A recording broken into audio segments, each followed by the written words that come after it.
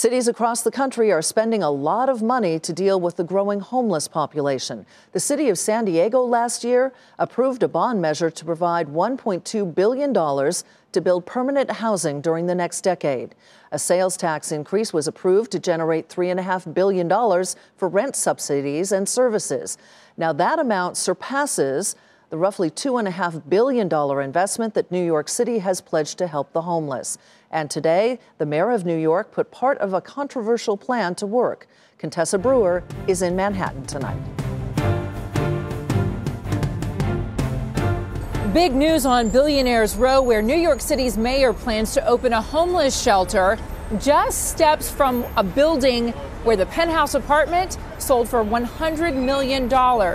The budget-conscious Park Savoy Hotel will soon house 150 homeless men as a shelter, next door and across the street from, well, shall we call them budget-unconscious hotels, luxury hotels? The 157 building is one of the most expensive condo properties in the city, but its back entrance will open up just a couple doors down from the shelters. Carnegie Hall and Central Park are right there.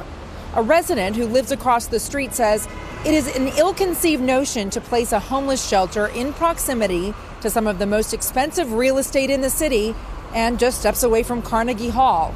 This will certainly diminish property values and impact tourism in this vibrant area.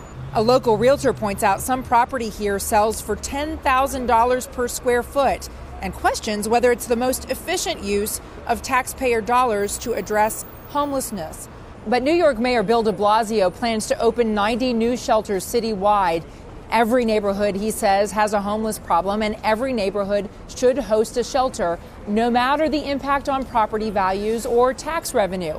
In fact, the mayor's office told me those aren't even considerations. In New York City, for Nightly Business Report, I'm Contessa Brewer.